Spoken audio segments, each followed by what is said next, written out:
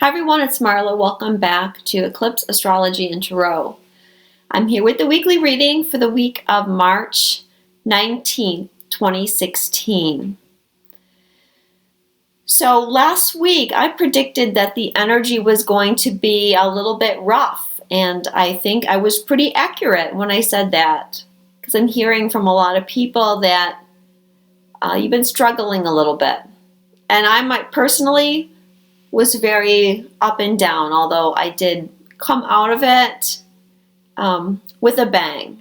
So all is good right now. But we have another week where the transits are not going to be that easy. We have some very big astrological events this week. We have the Spring Equinox. We have the full moon Libra eclipse. And we have Saturn going retrograde. And I don't have any notes on the astrology this week. I've been very busy. I'm doing lots of reading, and my brain is just out there right now. It's floating around in that Pisces sea. So hopefully I will remember everything that I want to talk about. So let's look first at the overall energy for this week. Awareness. So this is the Magician card, and we had this last week as well. This deck is the Psychic Tarot by John Holland, by the way. And this card is about manifesting. This is the first card. I shouldn't say the first card. It's the number 1 card in the major arcana. The Fool is 0. The Fool starts his journey. And the first thing he realizes is that he's in control of his own destiny. It's our thoughts that create our reality. And just look at the visual on that card. You see his crown chakra is lit up in the circle, showing he's connected to the collective consciousness, which is Pisces. And we have all that energy going on in Pisces right now.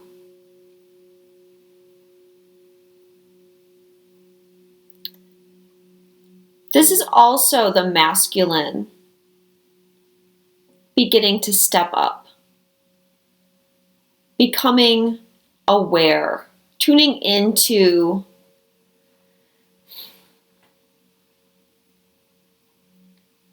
their intuition. And that's going to be happening next month as Mars goes retrograde. I'll talk more about that then. So the awareness is us becoming aware that we're in control. That we're not just pushed and pulled by forces outside of ourselves. In fact, everything in our world is simply a reflection of what's going on inside, what our internal mind is. And this is a huge week for manifestation. Which brings me to the Spring Equinox. And of course, it's going to be fall in the southern hemisphere. And the Spring Equinox is when the days and nights become equal. And astrologically, it's when the sun moves into the sign of Aries. Aries is the first sign. So it's a new solar cycle, a new astrological year. So happy New Year, everybody. This is really the true start of the new year. And the Sabian symbol for the first degree of the zodiac is a woman arising from the ocean. A seal is embracing her. That symbol is all about manifestation. Out of the sea, out of the ocean, which is Pisces energy, which backs up to Aries. It's a continual cycle, right? Pisces is where we leave our body, our soul leaves our body and goes back to source. And then Aries is our physical body. It's where we rematerialize, where our soul takes physical form again and goes through a new cycle. So a woman is arising out of the sea, out of Pisces, which is unlimited potential, the abyss, the unknown, source, the collective consciousness. She's manifesting, she's materializing. And so you're starting a new cycle. You have a new chance, a new beginning for you to create your world just as you want to create it.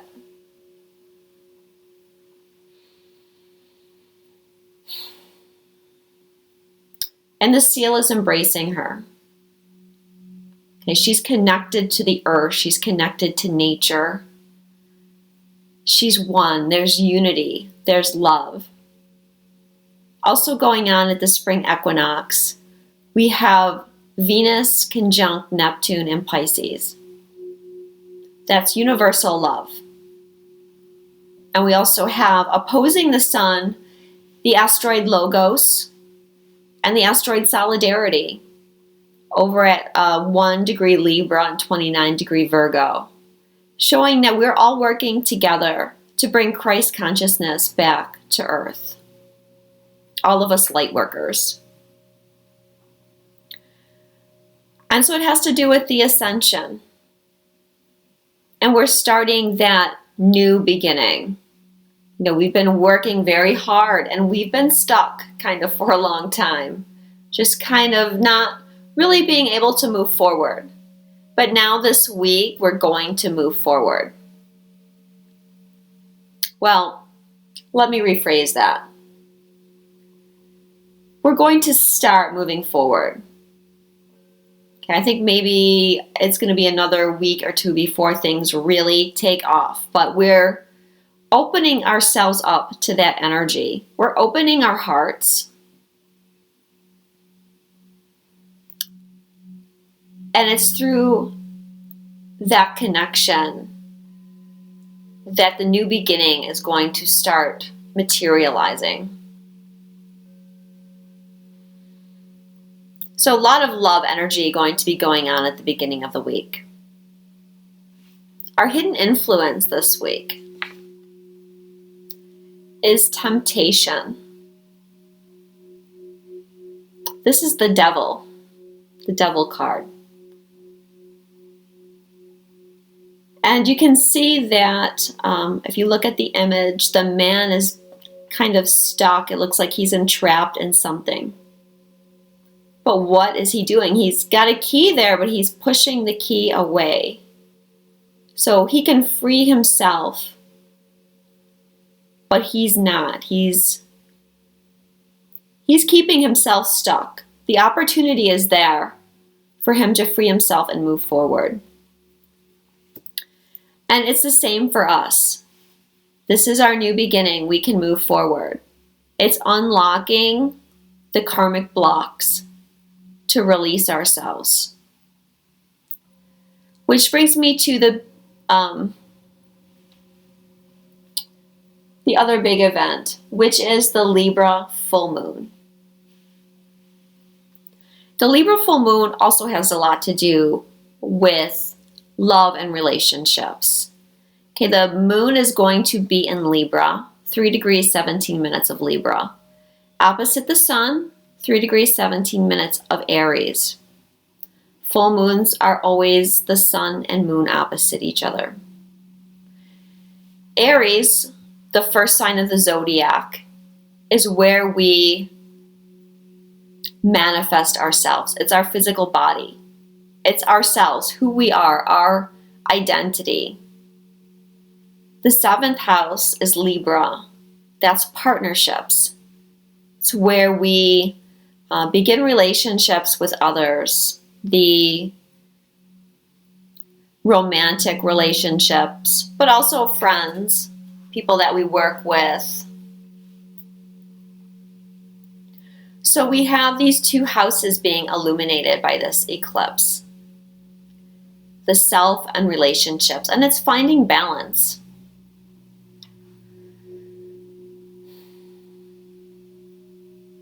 So looking at where you are in your relationships is going to be important. And we've been really doing that since the Pisces eclipse.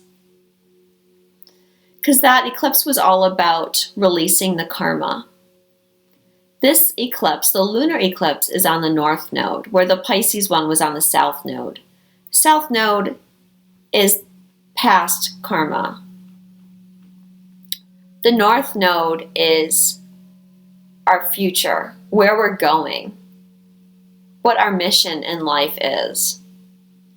This is bringing in new energy. Again, the new beginning. Normally the new moon, which was the Pisces eclipse, would be the new beginning, and the full moon would be the culmination. But the new moon was asking us to let go in order to make way for this new beginning that's happening with the final release of the energy at this lunar eclipse. So looking at relationships, because that's what Libra is all about, finding balance in our relationships, finding balance in what we give and what we receive. Is it equal? Are you giving more in your relationships than you get back? Or is it the opposite? Should you be giving more? Would your relationships be better if you gave more energy to them? It also has a lot to do with love. And the Sabian symbols for the full moon is, the moon is on a group of young people sit in spiritual communion around a campfire. So we have this group energy. They're young people. You think of young people camping, having fun. The fire represents spirituality, connection to spirit. And they're bringing in new ideas. Young people is like changing of the guards, fresh ideas, being able to see things from a new perspective. And yet they are creating this sense of love and community. Where the sun is on 4 degrees Aries, and the Sabian for that is two lovers are strolling through a secluded walk. So here's another symbol about love, but about personal love, about our private life, where the Libra was our public life. This one is what we do when we're behind closed doors with our partner. So finding a juxtaposition between those two. Finding a balance between our private relationships and our public relationships. Giving and receiving. Community versus the individual.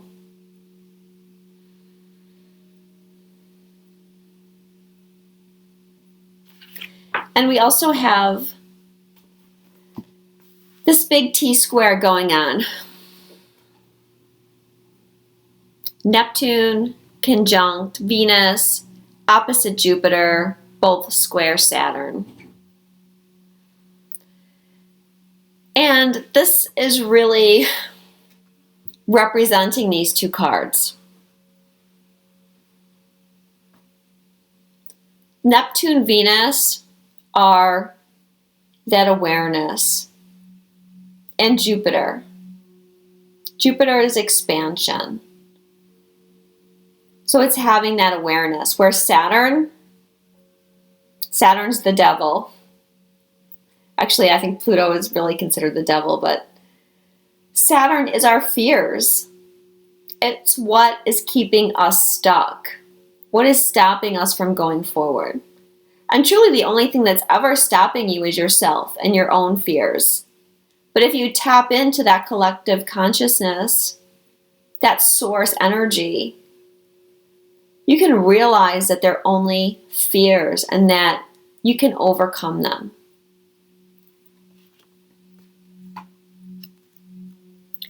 So it's going to be a battle, an internal battle, and it's what's been going on, and it's going to continue to go on for a while. Are you going to let yourself hold you back? Saturn's in Sagittarius. Sagittarius is our beliefs. So it's time to look at our beliefs. And Saturn's going retrograde, I think 2 days after the eclipse, 24th or the 25th. He's stationed at the time of the eclipse, which means he's stopped. So his energy is very powerful. And as Saturn goes retrograde, we're really going to be looking at our beliefs.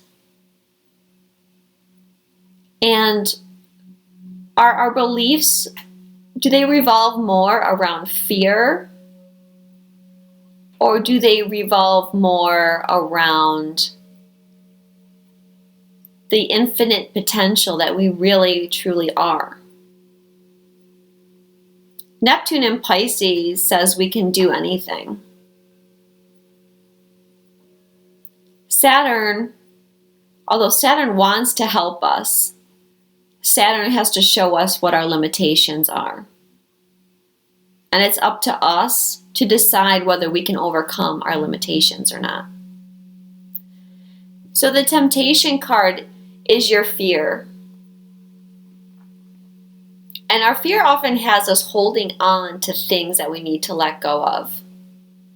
Old karma, which is still going to be a theme this week. Old relationships, old habits, old beliefs. Wanting to escape. Drugs, alcohol, sleep. And that's Pisces energy too. Wanting to escape. Wanting to forget.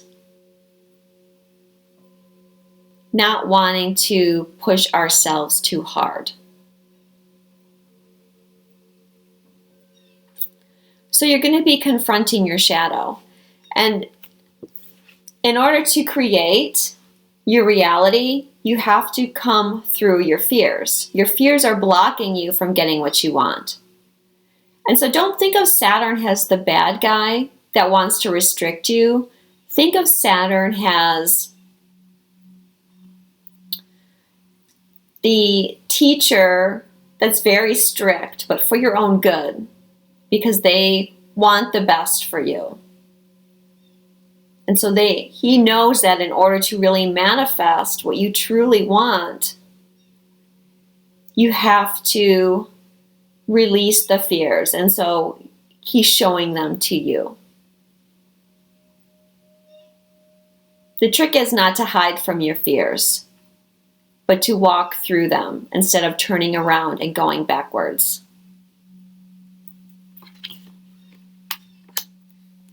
Which brings me to the third card, which is our advice from Spirit. Stand your ground. Well, truly this week, I feel like this card, Stand Your Ground, is not so much about standing your ground against other people. Although depending on where your journey is, if you're ready to really step out on some issues, you may have to defend yourself against other people's opinions. But I think a lot of this has to do with standing your ground internally. Not letting this overtake us. Not letting the fears and the worries, the anxiety overtake us. It's really just finding our will. Yeah, I say that a lot, don't I? Manifesting from your will. The Magician card, the Awareness card, is us manifesting through our own power. We are the master of our fate. where I think I've talked about before, the High Priestess card, which is the card after this. That's the feminine energy. That's manifesting through intuition, through being receptive to what the universe has to offer us. This is the masculine.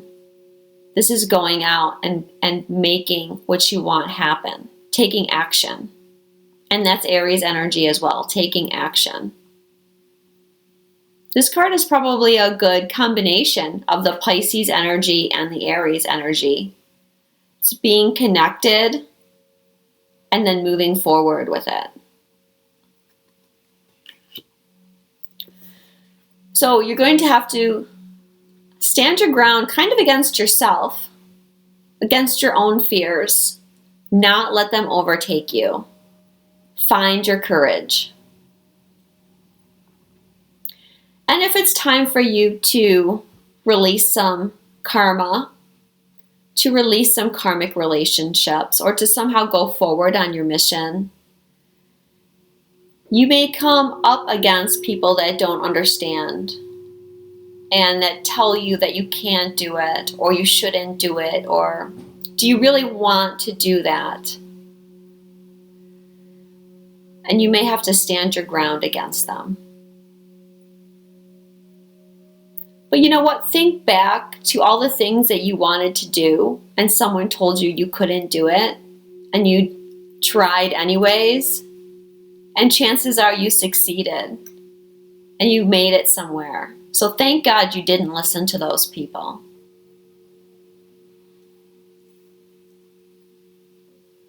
You're the creator here. Don't let other people influence you. Most of them are just full of negativity anyways.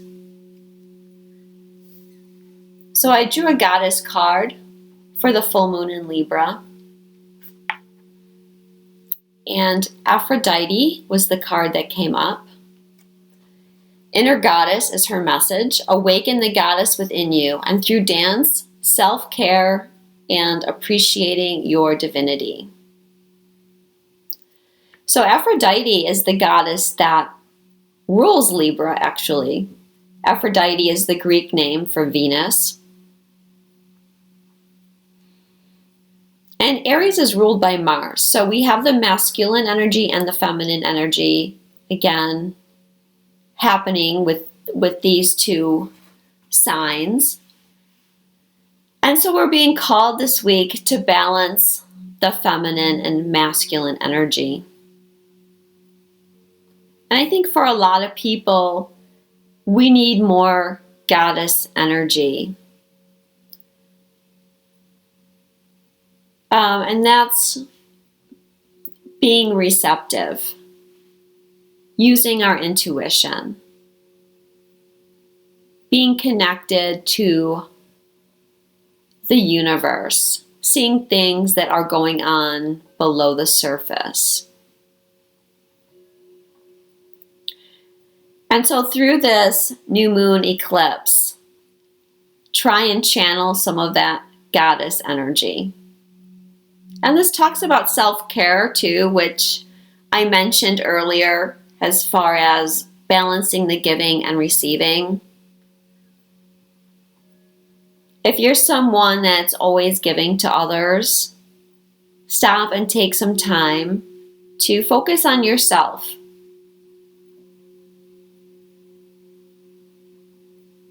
That will really help you through this challenging energy. As well, I'm still dealing with throat issue, guys. I'm sorry.